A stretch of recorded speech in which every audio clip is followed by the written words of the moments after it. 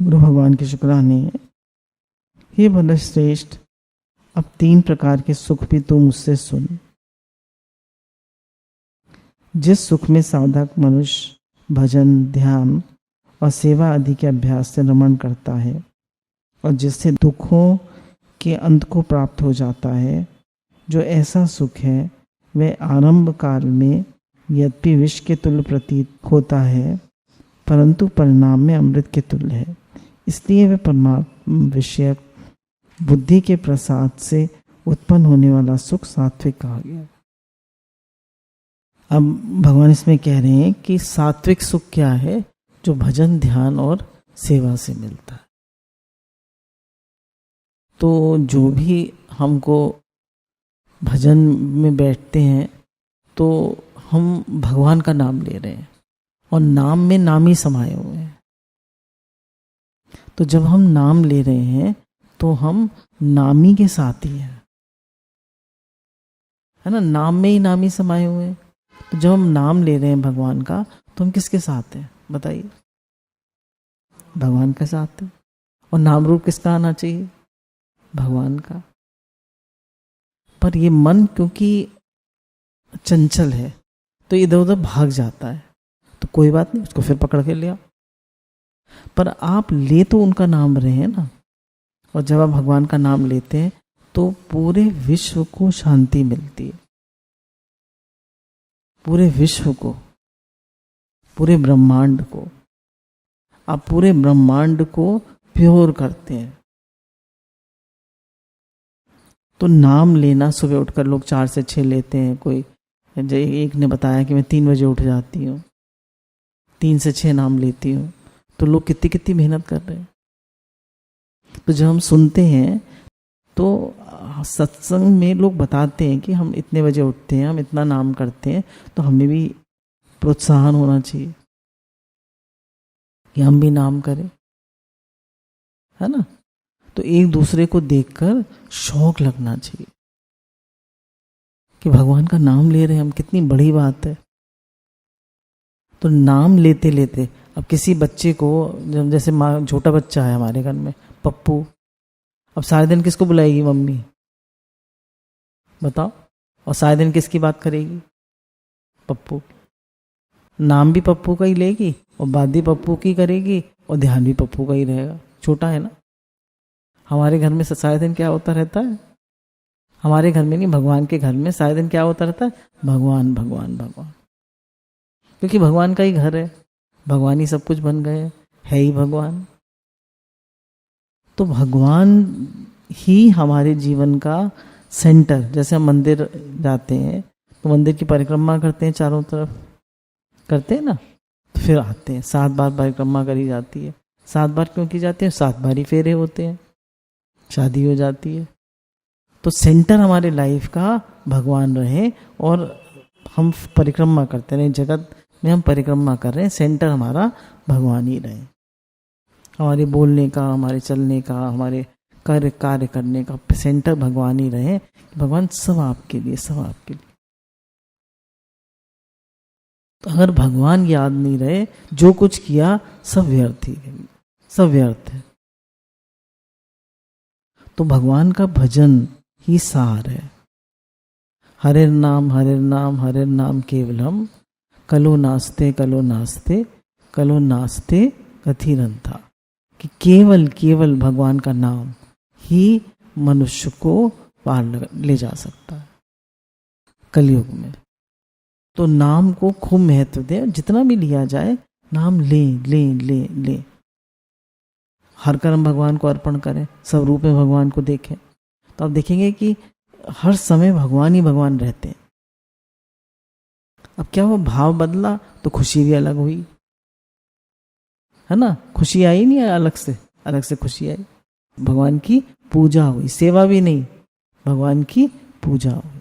अपने कर्मों द्वारा तो भगवान का पूजन कर। तो जो कर्म कर रहा है वो भगवान का पूजन कर रहा है। तो भजन जो है वो जीवन का एक बहुत बहुत महत्वपूर्ण अंग है भक्ति में।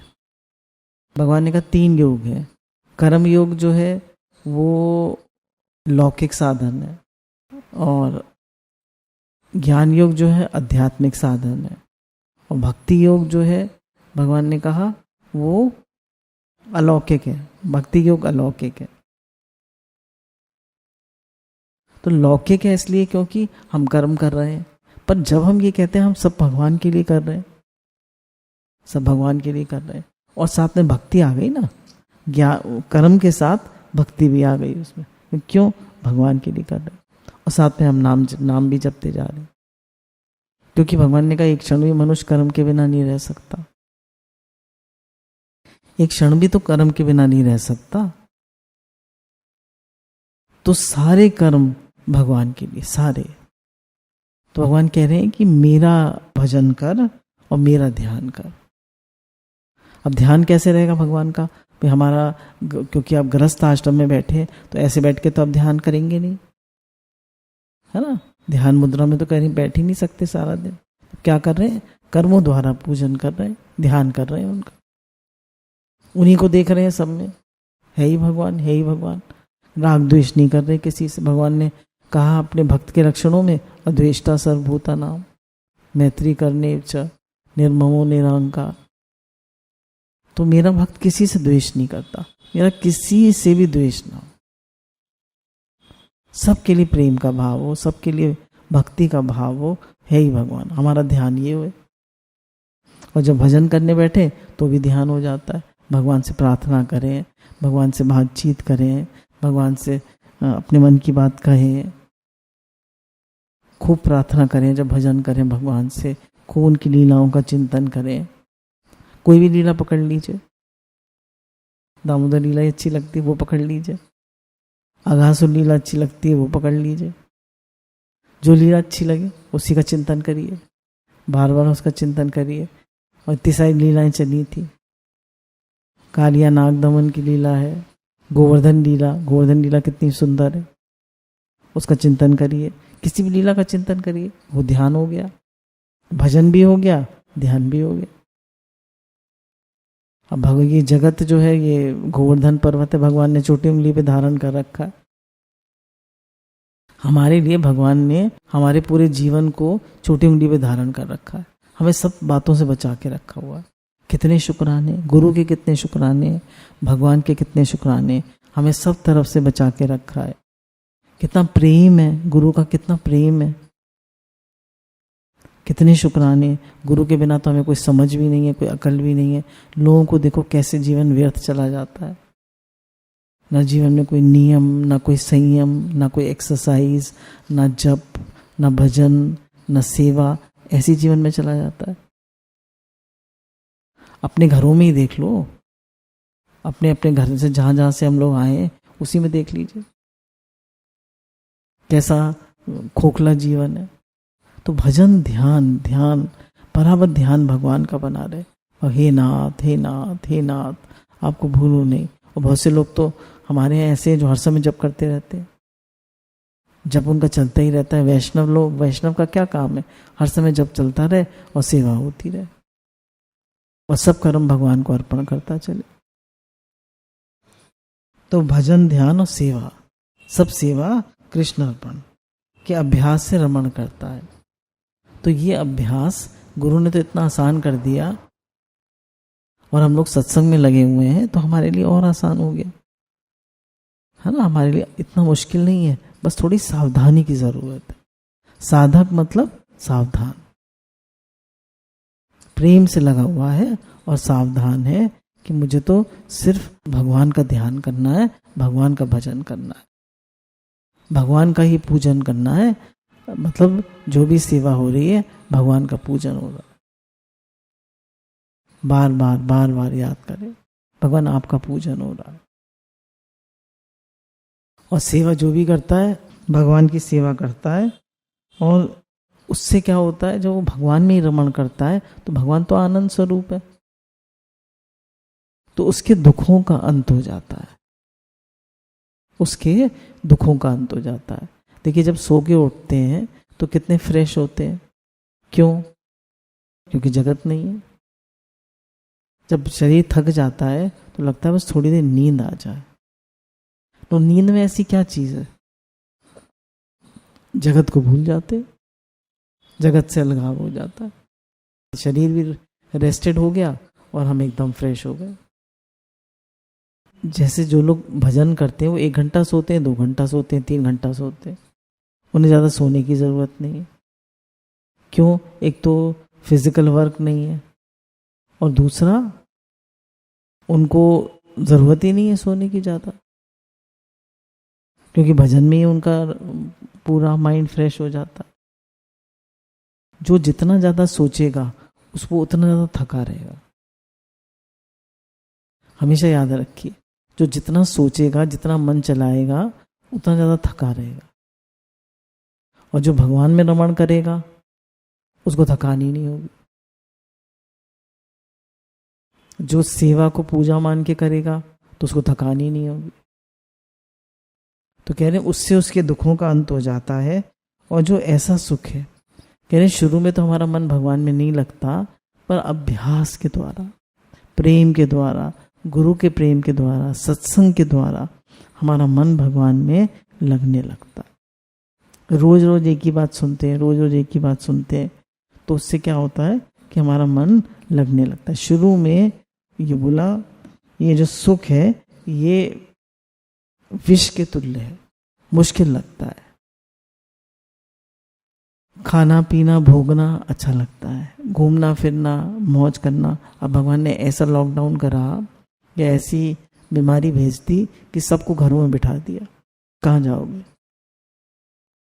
बहुत से लोग तो 4-4 महीने से घर से ही नहीं निकले। 60 साल से ऊपर के तो घर में बैठो। और नाम भी ऐसा रख दिया, करो ना कुछ, करो ना, नाम जपो बस, करो ना। दूसरा करो ना मतलब भगवान का नाम करो ना। तो कहा कि इस समय कोरोना में भगवान का नाम ही सैनिटाइजर है। आप भगवान का नाम लेते जाइए तो आप सैनिटाइज होते जाएंगे, सेल्फ सैनिटाइज। तो कह रहे हैं विष के तुल्य लगता है, शुरू में प्रतीत होता है। अब आप बैठे दोपहर में, सुबह उठे, नींद आ रही, इतनी प्यारी प्यारी, आपको भजन करना है। अब जिसको शौक लग गया उसको तो बहुत अच्छा लगता है, जिसको शौक नहीं लगा, देर से नहीं सोना है रात को। साधकों को 10 साढ़े 10 तक सो जाना चाहिए और सुबह उठ जाना चाहिए 5 से 6 के बीच में। वैसे तो उठने का टाइम 3 से 6 के बीच में है, क्योंकि 3 से 6 तक ब्रह्म मुहूर्त होता है। पर ठीक है, 5 से 6 के बीच में उठ जाना चाहिए और फिर सबसे पहले फ्रेश होके अपना भजन ही करना चाहिए और कोई काम नहीं करना चाहिए। पहले जितनी भी माला हो, 4 करो, 6 करो, 8 करो, 10 करो, पर नियम बना लेना चाहिए कि फ्रेश होके सबसे पहले मुझे माला करनी है। भले ही 15 मिनट आधा घंटा पहले उठो। एक बार इसका अभ्यास हो गया, ये अच्छा लगने लगा, इससे प्रेम हो गया, इससे शांति मिल गई, इसमें आनंद आने लगा, तो इसका चस्का पड़ जाएगा। जैसे कोई बच्चे को शुरू में पढ़ने बिठाओ तो कितना जिद करता है कि मैं नहीं पढ़ूंगा, मैं नहीं पढ़ूंगा, कैसे भागता है निकल निकल के, और मम्मी फिर भी जबरदस्ती बार बार बिठाती। ऐसी गुरु हमको नियम दे देते हैं, इतना नाम तो लेना ही है, इतना नाम तो लेना ही है। अब क्या है, जो हमारा मन इधर उधर भाग रहा है उसको कि नाम तो लेना ही है, मेरे अलावा इस जगत में कुछ है वह नहीं। तो उस मालिक से गुरु हमारा प्रेम करा रहे हैं, जो पूरे विश्व नहीं, पूरे ब्रह्मांड का, जिसमें गुरु बताते हैं हजारों सूर्य हैं, कितनी जैसे हमारी गैलेक्सी, ऐसे पता नहीं कितनी गैलेक्सीज हैं, कितने पूरे सोलर सिस्टम तो हमारा सिस्टम है, ऐसे पूरे कितने कितने ब्रह्मांड है, अनंत अनंत। उस सब को चलाने वाले, बनाने वाले वो परमात्मा, जिनका कोई, जो अनंत है, जो अपार है, उनसे आप प्रेम करा देते हैं गुरु। कितनी बड़ी बात है, अमृत है, अमृत। और वो कहते हैं भगत मेरे मुकुटमणि, मैं भक्तन का दास। इससे बड़ी और कोई चीज हो नहीं सकती। मनुष्य जन्म का सबसे बड़ा लाभ यही है। इसलिए वह परमात्मा विषयक बुद्धि के प्रसाद से उत्पन्न होने वाला सुख सात्विक कहा गया है। क्यों? क्योंकि इसमें हमारा भगवान से प्रेम हो जाता है, इसलिए ये सुख सात्विक कहा गया है। ये सात्विक सुख है, इसमें हमें भगवान से हमारा प्रेम करा रहे। शुरू में विष तुल्य लगता है, शुरू में मन को वश करना मुश्किल लगता है। आप एक बार व्हाट्सएप लेके बैठ जाइए, फेसबुक लेके बैठ जाइए और फिर अब भजन करिए, तो लगेगा थोड़ा सा और कर देख लें, थोड़ा सा और देख लें। अब मन नहीं लगेगा भजन, वो अच्छा लगेगा, जबकि वो इतना बेकार है, इतना बेकार है। सर दर्द, थकान, न्यूज़ देख लीजिए, दिमाग खराब, और भजन करके उठिए, कितनी पॉजिटिविटी, कितनी फ्रेशनेस, कितनी एनर्जी।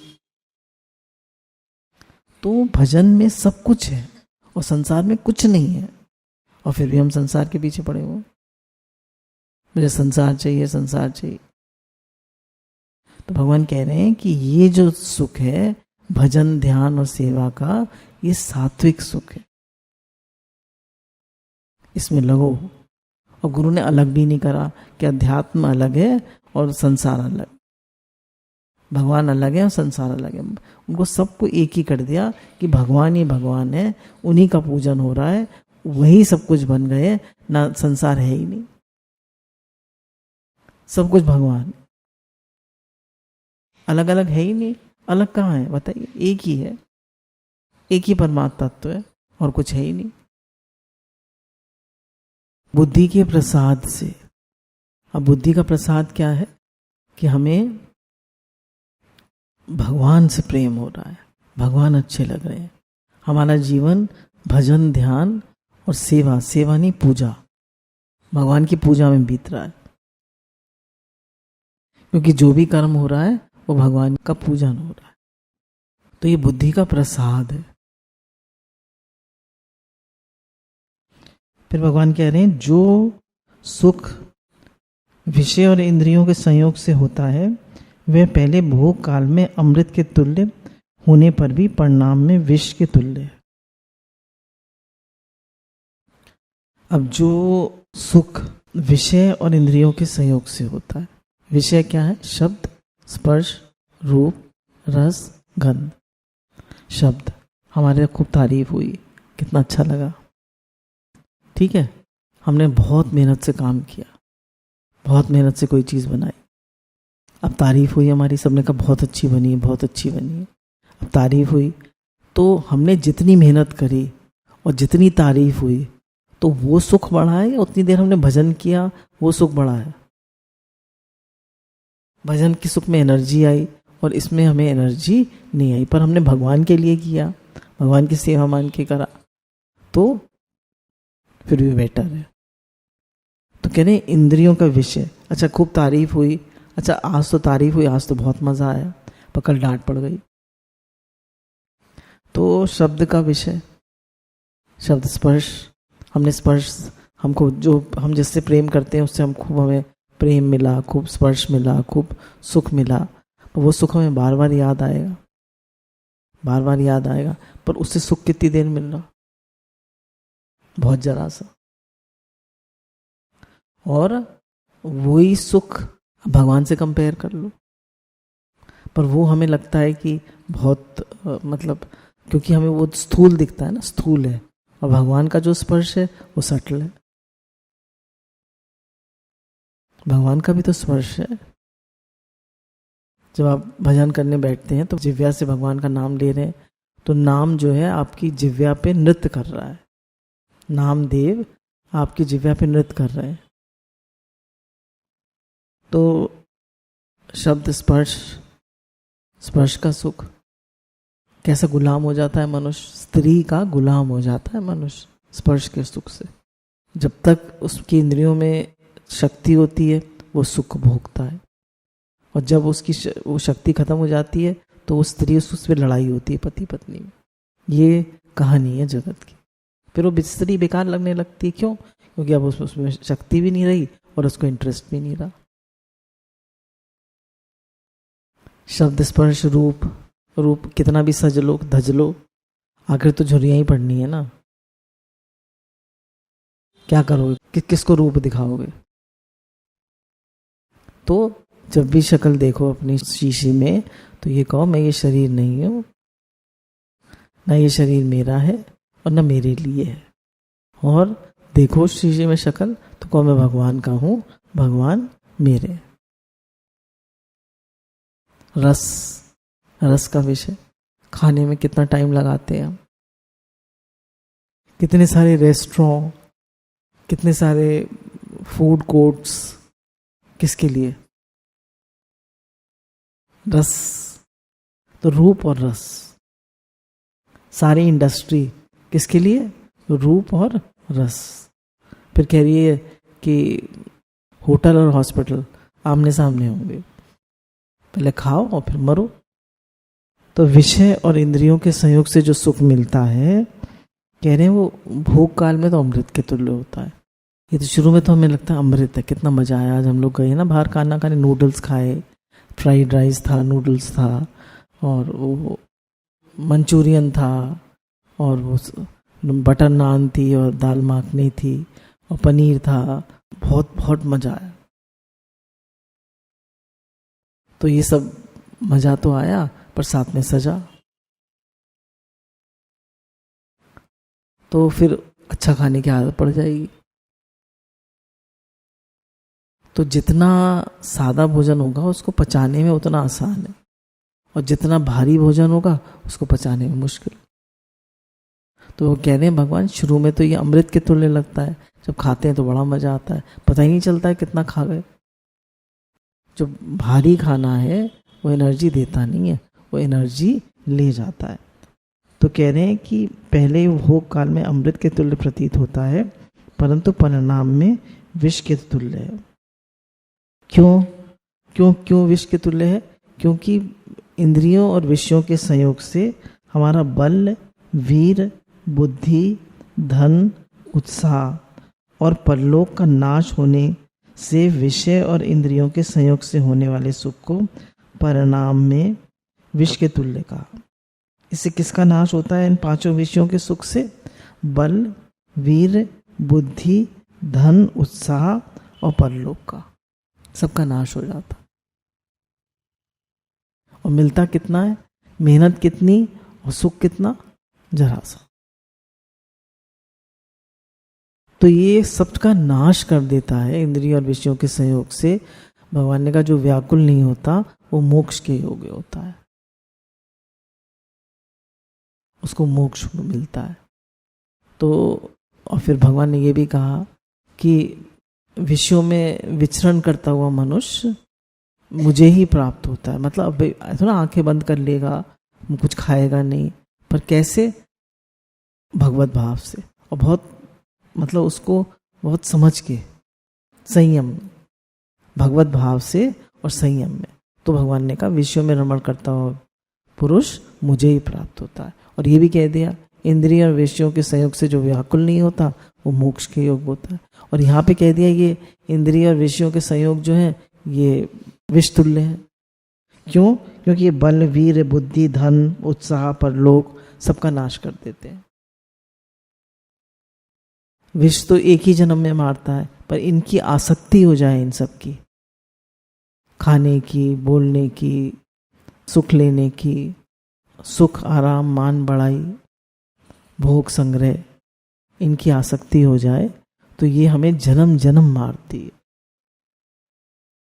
स्वर्ग में भी सुख और शांति नहीं मिलती। भगवान ने सब कुछ बनाया है, तो अगर हम नियम, संयम और भगवत भाव से चलते हैं, देखिए विषय तो चारों तरफ है ही, तो उसमें कैसे रमण करना है, किस तरह रहना है, ये गुरु हमें सब सिखा रहे हैं। बैलेंस्ड वे में चलना है, नियम संयम से चलना है, तो वो आपके लिए फिर विष तुल्य नहीं है। पर ये शुरू में तो, परिणाम में तो बहुत सुख लगता है, परंतु बाद में ये विष के तुल्य है। तो भगवान कह रहे हैं ये सुख जो है ये राजस कहलाता है, और अंत में इससे कुछ नहीं मिलता, मनुष्य खाली हाथ रह जाता है। खाली हाथ, कुछ नहीं मिलता। और भगवान में मन लगाता है तो उसे भगवान मिलते हैं, शांति मिलती है, आनंद मिलता है, तृप्ति मिलती है, अपने जीवन के लक्ष्य की ओर जाता है। तो जितने भी आजकल सुख लेने के साधन बनाए गए हैं, लोग लगे हुए हैं, तो ये सब कलयुग के लक्षण हैं। ये सब मनुष्य को बाहरमुखी कर रहे हैं। तो हम सब बाहरमुखी होते जा रहे हैं। जितना आप सेल फोन देखेंगे, जितना नेटफ्लिक्स पे लोग पिक्चरों में पिक्चरें देखे जा रहे हैं, टीवी पे टीवी देखे जा रहे हैं, मिल क्या रहा है? कुछ नहीं मिल रहा ना। At the end of the day you are empty handed, कुछ नहीं मिला। अगर मैंने आज 2 घंटे व्हाट्सएप देखा और 1 घंटे फेसबुक देखी, 3 घंटे लगाए, ठीक है, टाइम तो ऐसे ही निकल गया, मुझे पता नहीं चला। उसके बाद मैं तो ज़्यादा देख ही नहीं सकती, सब मुझे पैल्पिटेशन होने लगती है, घबराहट होने लगती है। तो क्यों? इन सब चीज़ों में से रेडिएशंस निकलती हैं। ज़्यादा न्यूज़ देखो, दिमाग खराब। न्यूज़ में क्या आता है? नेगेटिविटी, सिर्फ नेगेटिविटी। सिर्फ 5% पॉजिटिव न्यूज़ होती है, बाकी 95% न्यूज़ जो होती है वो नेगेटिव होती है। आपके माइंड को चलाती है, आपको भगवान से दूर करती है, आपको जो भगवान का विधान है उससे दूर करती है। तो इन सब चीज़ों में लगने से फ़ायदा क्या है? मिला क्या? चाहिए क्या मुझे? मेरा लक्ष्य क्या है? मैं किस ओर बढ़ना चाहता हूँ? हमें एक धन मिला है, समय का एक बहुत बड़ा धन मिला है, उसका हमें विचार करना चाहिए कि ये मुझे एक लिमिटेड धन मिला है ना। समय का जो पूंजी है ये बहुत लिमिटेड मिली है, और ये रोज खर्च हो रही है, रोज हर समय खर्च हो रही है। एक एक मिनट हम हर समय मर रहे हैं, हर समय मृत्यु की ओर जा रहे हैं। एक एक पल मनुष्य मृत्यु की ओर जा रहा है। तो अगर कोई 80 साल का है तो 5 साल का हो गया, तो अब 5 साल उसकी आयु कम हो गई। 10 साल का है तो उसकी 70 साल आयु रह गई। तो ऐसे ऐसे करके अब हम देखें तो हमारी कितनी आयु रह गई है। अगर अपनी तरफ देखें तो अब हम अपने जीवन के अंतिम पड़ाव की ओर आ रहे हैं, और इस समय भी हम सावधान ना हो, हम जागे ना कि मेरा मनुष्य जन्म कहाँ जा रहा है। आए थे हरि भजन कोटन लगे कपास, आया था किस काम को क्यों सोया चादर तान के, सूरत संभाल ए गाफिला अपना रूप पहचान। क्यों आए थे, क्या कर रहे हो, क्या तुम्हारी मंजिल है, क्या चाहिए तुम्हें, क्यों इधर लगे हुए हो, चाहिए क्या तुम्हें आखिर, what is the goal of your life. Dada Bhagwan कहते हैं the goal of life is not money, as fish finds life in water not in honey. तो उसमें क्या चाहिए? अगर पैसे, लोग पैसा कमाने में लगे पड़े, पैसा मिल जाए, पैसा मिल जाए, पैसा मिल जाए। अच्छा पैसा मिला, फिर क्या क्या करोगे उसका? बस एक महत बुद्धि दे दी पैसे में, एक महत बुद्धि तो है हमारी। तो जो भी हम धर्म, अर्थ और काम को इसमें लगे हुए हैं, इंद्रियों विषयों के संयोग में लगा पड़ा है मनुष्य सुख भोगने में, तो ये उसको सुख तो भोग लेता है, पर उसकी आयु क्षीण हो जाती है और उसको मिलता कुछ नहीं है। टाइम उसका चला जाता, शक्ति क्षीण हो जाती। तो गुरु हमें बार बार बता रहे हैं कि जागो जागो जागो, भजन करो। तुम्हारा स्वभाव तुम्हारे साथ जाएगा, भजन तुम्हारे साथ जाएगा, और कुछ नहीं जाएगा तुम्हारे साथ। क्या जाएगा हमारे साथ? पूछना चाहिए कि जब हम इस संसार से जाएंगे, बोले मृत्यु तो सबकी निश्चित है। बोले आपने कोई 1000 साल का आदमी देखा है? देखा है किसी ने? मृत्यु तो सबकी निश्चित है, मरना तो सबको है। बोले लड़का आप किसी के पैदा होता है तो वो पढ़ेगा नहीं पढ़ेगा कुछ पता नहीं, उसकी शादी होगी नहीं होगी कुछ पता नहीं, वो काम करेगा या नहीं करेगा कुछ पता नहीं, पर वो मरेगा या नहीं मरेगा? मरेगा तो जरूर, मृत्यु तो निश्चित है उसकी। तो हर किसी को मरना है, पर उस मरने की हमने तैयारी क्या की है? हर आदमी ये सोच रहा है मुझे तो सिर्फ जीना है, तो मैं सुख भोग लूँ। तो ये जो इंद्रिय और विषयों के संयोग से हमें सुख मिलता है, ये राजस सुख है। तो गुरु इससे कहते हैं इसे नियंत्रित होकर, सुख की मना नहीं है, सुख मतलब गुरु ने कहा इसको, हर चीज को नियमित और संयमित जीवन बिताओ, अपने लाइफस्टाइल को नियमित और संयमित बनाओ, जिससे अंदर में आनंद, शांति हो, प्रेम हो, भक्ति हो और भगवान में मन लगे, संयमित जीवन हो, हमें खुद अंदर से एक सेटिस्फैक्शन हो, एक खुशी है अंदर से कि मैं ठीक ठीक भजन कर पा रहा हूँ, ठीक ठीक मेरा लाइफस्टाइल है, मैं बेकार के भोग में, जैसे भाई हमको कितना खाना है, कितना पीना है, कितना किसी विषय को कितना भोगना है, उसका पूरा नियम सही है। जो सुख भोग काल तथा परिणाम में भी आत्मा को मोहित करने वाला वह निद्रा, आलस और प्रमाद से उत्पन्न सुख तामस कहा गया है।